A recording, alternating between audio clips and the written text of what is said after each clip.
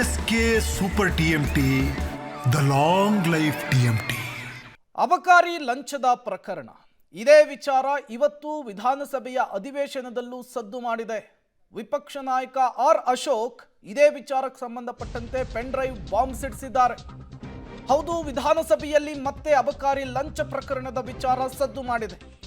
ಸಚಿವ ಆರ್.ಬಿ. ತಿಮ್ಮಾಪುರ್ ರಾಜೀನಾಮೆಗೆ ಬಿಜೆಪಿ ಮತ್ತೊಮ್ಮೆ ಬಿಗಿಪಟ್ಟು ಹಿಡಿದಿದೆ. ಮತ್ತೆ ಪೆನ್ ಡ್ರೈವ್ ಪ್ರದರ್ಶಿಸಿದ್ದಾರೆ ವಿಪಕ್ಷ ನಾಯಕ ಆರ್ ಅಶೋಕ್. ಅಬಕಾರಿ ಇಲಾಖೆಯಲ್ಲಿ ಮಂತ್ಲಿ ಮನಿ ಫಿಕ್ಸ್ ಆಗಿದೆ. ಒಂದೊಂದು ಅಂಗಡಿಯಿಂದ ಪ್ರತಿ ತಿಂಗಳು 10 ರಿಂದ 15 ಸಾವಿರ ರೂಪಾಯಿ ಕಲೆಕ್ಷನ್ ಮಾಡಲಾಗ್ತಿದೆ. ತಿಂಗಳಿಗೆ 21 ಕೋಟಿ, ವರ್ಷಕ್ಕೆ 252 ಕೋಟಿ ಹಣ ವಸೂಲಿ ಆಗ್ತಿದೆ. ಪ್ರತಿ ತಿಂಗಳು ಇದರಲ್ಲಿ ಮಂತ್ರಿಗಳಿಗೆ ಪಾಲು ಹೋಗ್ತಾ ಇದೆ. ವಿಧಾನಸಭೆಯಲ್ಲಿ ಮತ್ತೆ ಗಂಭೀರ ಆರೋಪವನ್ನು ಮಾಡಿದ್ದಾರೆ ಆರ್ ಅಶೋಕ್. ಆರ್.ಬಿ. ತಿಮ್ಮಾಪುರ್ ರಾಜೀನಾಮೆಯನ್ನು ಕೊಡಬೇಕು. ಈ ಅಬಕಾರಿ ಇಲಾಖೆಯಲ್ಲಾದಂತಹ ಲಂಚಾವತಾರಕ್ಕೆ ಸಂಬಂಧಪಟ್ಟಂತೆ ದಾಖಲೆಗಳಿದೆ ಅಂತ ಹೇಳಿ ಪೆನ್ ಡ್ರೈವ್ ಅನ್ನು ಪ್ರದರ್ಶಿಸಿದ್ದಾರೆ. ಇಲ್ಲಿ ಇಂಪಾರ್ಟೆಂಟು, ಇವತ್ತು ತಿಮ್ಮಾಪುರೆಯವರು ಕೆಲವರಿಗೆ ನನ್ನ ಮತ್ತು ನನ್ನ ಮಗನ ಹೆಸರನ್ನು ಹೇಳಿಕೊಂಡು ಭ್ರಷ್ಟಾಚಾರ ಮಾಡ್ತಾ ಇದ್ದಾರೆ ಅಂತ ಹೇಳಿದ್ದಾರೆ ತಿಮ್ಮಾಪುರ ಅವರು. ಆಮೇಲೆ ಇನ್ನೊಂದು ಬಹಳ ಇಂಪಾರ್ಟೆಂಟು, ನಮ್ಮವರೇ ಕೆಲವರು ನಮ್ಮ ವಿರುದ್ಧ ಪಿತೂರಿ ಮಾಡುತ್ತಿದ್ದಾರೆ.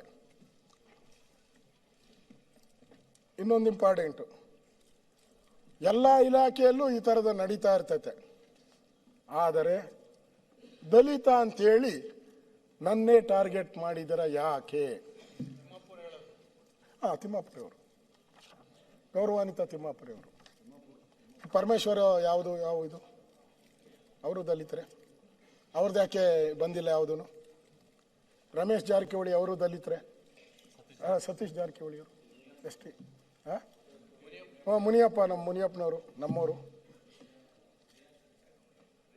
ಪ್ರಿಯಾಂಕಾ ಬೇಡ ಹೇಳಲ್ಲ, ಹೇಳಿದ್ರೆ ಎದ್ದು ನಿಂತ್ಕೊಂಡ್ಬಿಡ್ತಾರೆ ಈಗ ನಮ್ಮ ಮೇಲೆ. ಅವ್ರೊಬ್ಬನ ಬಿಟ್ಟು ಹೇಳ್ತೀನಿ.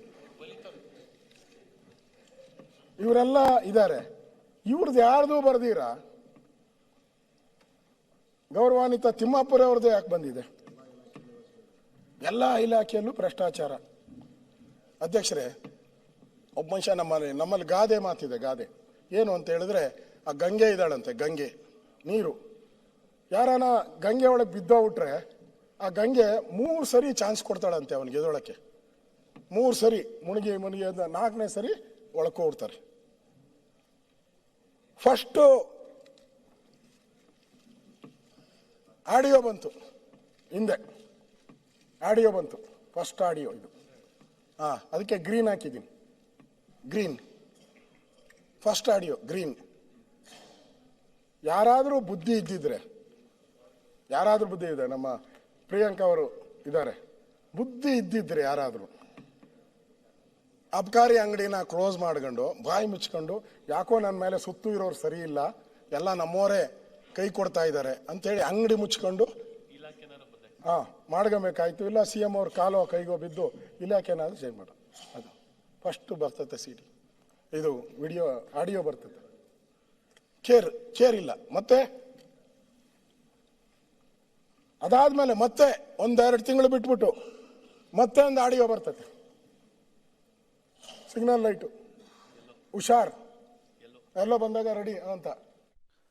ಮತ್ತಷ್ಟು ಡೀಟೇಲ್ಸ್ ಅನ್ನು ಕೊಡೋದಕ್ಕೆ ಪೊಲಿಟಿಕಲ್ ಬ್ಯೂರೋ ಹೆಡ್ ರವೀಶ್ ನೇರ ಸಂಪರ್ಕದಲ್ಲಿ ಜಾಯಿನ್ ಆಗಿದ್ದಾರೆ. ರವೀಶ್, ಆರ್.ಬಿ. ತಿಮ್ಮಾಪುರ್ ವಿರುದ್ಧ, ಸರ್ಕಾರದ ವಿರುದ್ಧ ಈ ಅಬಕಾರಿ ಅಸ್ತ್ರವನ್ನು ಬಿಜೆಪಿ ಆಗಾಗ ಜಳುಪಿಸ್ತಾನೆ ಇರುತ್ತೆ. ಈಗ ಮತ್ತೊಮ್ಮೆ ಅದೇ ವಿಚಾರವನ್ನು ವಿಪಕ್ಷ ನಾಯಕರು ಆರ್ ಅಶೋಕ್ ಸದನದಲ್ಲಿ ಪ್ರಸ್ತಾಪಿಸಿದ್ದಾರೆ. ಮತ್ತೆ ಪೆನ್ ಡ್ರೈವ್ ಅನ್ನು ಪ್ರದರ್ಶಿಸಿ ಆರ್ ಅಶೋಕ್ ಆರ್.ಬಿ. ತಿಮ್ಮಾಪುರ್ ಅವರು ಅಬಕಾರಿ ಸಚಿವರ ರಾಜೀನಾಮೆಗೆ ಆಗ್ರಹಿಸಿದ್ದಾರೆ. ಈ ಹಿಂದೆ ಆರ್.ಬಿ. ತಿಮ್ಮಾಪುರ್ ಅವರ ಪುತ್ರನ ವಿರುದ್ಧ ಭ್ರಷ್ಟಾಚಾರದ ಆರೋಪ, ಕಿಕ್ ಬ್ಯಾಕ್ ಅನ್ನು ಪಡೆದಂತಹ ಆರೋಪ ಕೇಳಿಬಂದಿತ್ತು. ಈಗ ಅದೇ ವಿಚಾರವನ್ನು ಇಟ್ಕೊಂಡು ಮಂತ್ಲಿ 21 ಕೋಟಿ ರೂಪಾಯಿ ಕಲೆಕ್ಷನ್ ಮಾಡಲಾಗ್ತಾ ಇದೆ. ಮಂತ್ರಿಗೂ ಪಾಲಿದೆ ಅನ್ನುವಂತಹ ಆರೋಪ ಬಿಜೆಪಿ ನಾಯಕರುಗಳ ಕಡೆಯಿಂದ ಆಗ್ತಿದೆ. ಡೀಟೇಲ್ಸ್ ಕೊಡೋದಕ್ಕೆ ರವೀಶ್ ನೇರ ಸಂಪರ್ಕದಲ್ಲಿ ಜಾಯಿನ್ ಆಗಿದ್ದಾರೆ. ರವೀಶ್, ಆಗಾಗ ಆರ್.ಬಿ. ತಿಮ್ಮಾಪುರ್ ವಿರುದ್ಧ, ಸರ್ಕಾರದ ವಿರುದ್ಧ ಈ ಅಬಕಾರಿ ಇಲಾಖೆಯ ಭ್ರಷ್ಟಾಚಾರದ ಅಸ್ತ್ರವನ್ನು BJP ಜಳಪಿಸ್ತಾನೆ ಇರುತ್ತೆ. ಇವತ್ತು ಕೂಡ ಆರ್ ಅಶೋಕ್ ಅಧಿವೇಶನದಲ್ಲಿ ಅದು ಮಾಡಿದರು, ಪೆನ್ಡ್ರೈವ್ ತೋರಿಸಿದ್ರು. ನಿಜಕ್ಕೂ ಕೂಡ ಇವರ ಬಳಿ ಅದಕ್ಕೆ ಸಂಬಂಧಪಟ್ಟಂಥ ಸಾಕ್ಷ್ಯಗಳಿದಾವ ಅಥವಾ ಪ್ರದರ್ಶನಕ್ಕಷ್ಟೇ ಇದು ಸೀಮಿತನಾ? ಏನಾಯಿತು ಅಧಿವೇಶನದಲ್ಲಿ ಅಂತ?